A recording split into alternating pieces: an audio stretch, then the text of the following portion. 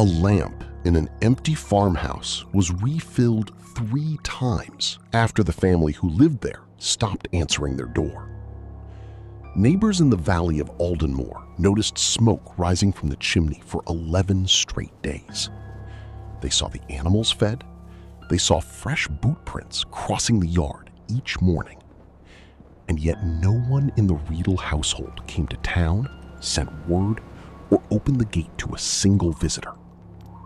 When someone finally stepped inside that farmhouse, they found the dinner table set for 6, exactly as it always had been, except for one detail nobody could explain.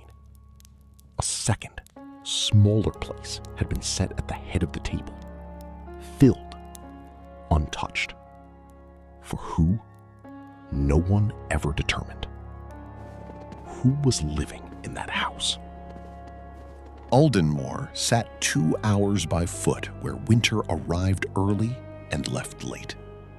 In 1923, the Riedel farmstead was home to 6 people.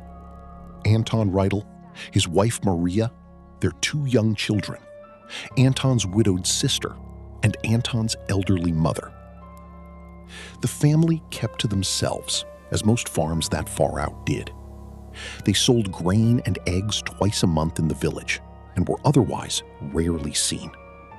It was considered an ordinary household, hardworking, quiet, unremarkable.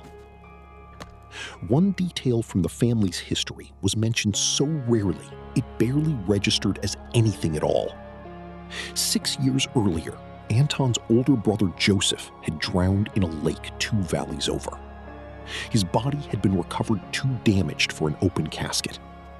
His boots, the ones he'd worn every day of his working life, still hung by the entryway door, exactly where he'd left them. No one in the family had ever moved them.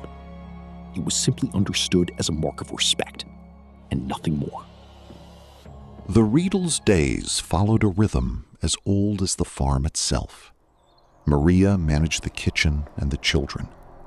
Anton split his time between the fields and the animals.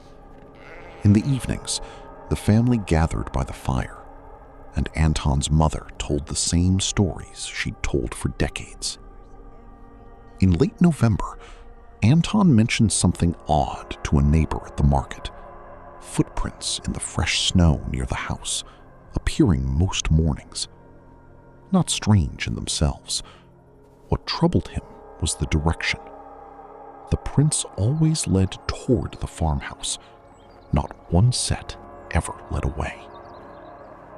Anton laughed it off as a fox or a confused traveler, but he mentioned it twice more before the family stopped coming to market altogether. What was walking toward that house every night and never leaving? In early December, the Riedels hired a new housemaid from a nearby town to help through the winter. She arrived in the evening and was shown to a small room off the kitchen. By dawn, she was gone, walking the 2 hours back to the village on foot rather than wait for a ride. She told the innkeeper only one thing before she refused to discuss it further. She'd heard someone pacing in the attic all night, slow and deliberate, though the family had told her nothing was stored up there. A week later, the postman noticed something else. A note left for him at the gate, requesting no deliveries until spring, was signed in Anton's name. But the handwriting was wrong, tighter. The loops on the letters ran the opposite direction from how Anton usually wrote. He mentioned it to a farmhand who'd worked the Riedel land years before, more as a passing oddity than a concern. The farmhand went quiet when he saw it. He said he recognized that handwriting. It wasn't Anton's. It was Josef's. Word spread quickly after that, the way it does in small valleys. A search party was finally organized in mid-December, 11 days after the note had been left. When they reached the farm, the gate was chained from the inside. Smoke was still rising from the chimney. They forced their way in and found the house eerily maintained. Beds made, firewood stacked. The animals fed and watered that same morning. But no family.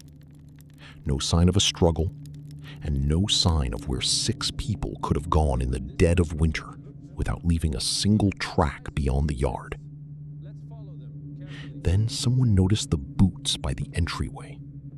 Josef's boots. Still there, exactly as they'd hung for 6 years. Undisturbed. Dust settled thick across the leather. Outside, in the fresh snow behind the barn, a search dog picked up a fresh trail. The men followed it and found a clear set of boot prints, sharp enough to show the tread pattern down to a single worn nail in the heel.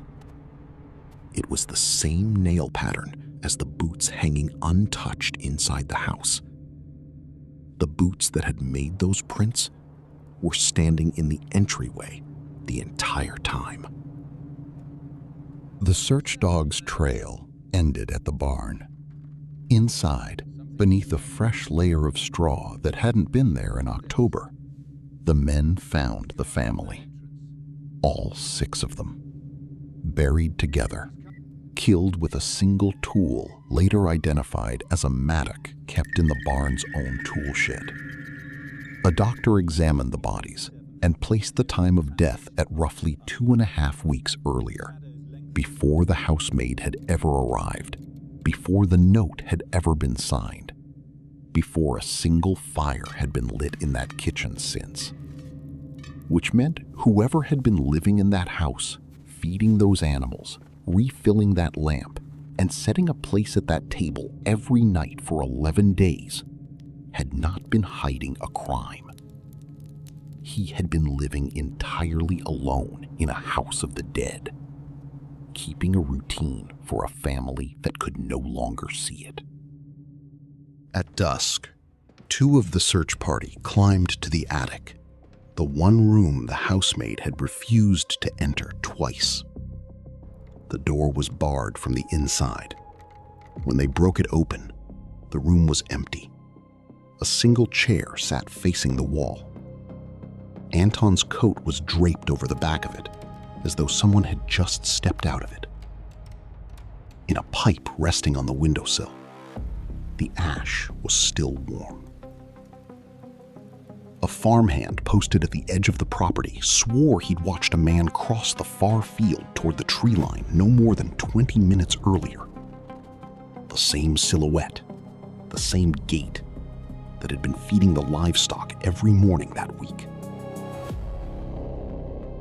No one was ever found in those woods. Not that night, and not in the search that followed for weeks after. The official report closed the Aldenmoor case as an unsolved multiple homicide, likely committed by a drifter or an estranged relative who fled the region. Josef Riedel's death 6 years earlier was never formally reopened. His casket, when authorities finally requested it be exhumed for comparison, was found empty. The housemaid who fled that first night never returned to the valley. Decades later, in one of the last interviews she gave before her death, she admitted she'd left out part of what she heard in the attic that night. A second voice, quieter than the pacing, that she said sounded like someone speaking to people who weren't there. In the 1970s, a diary was recovered from the belongings of an itinerant tobacco seller who died alone in a town 3 valleys from Aldenmoor. Several entries, dated in the years following the murders, referenced the farm by name. The handwriting was never conclusively matched to anyone. To this day, no one has explained who the second place at that dinner table was set for, night after night, in a house where everyone who should have been sitting there was already buried in the barn outside.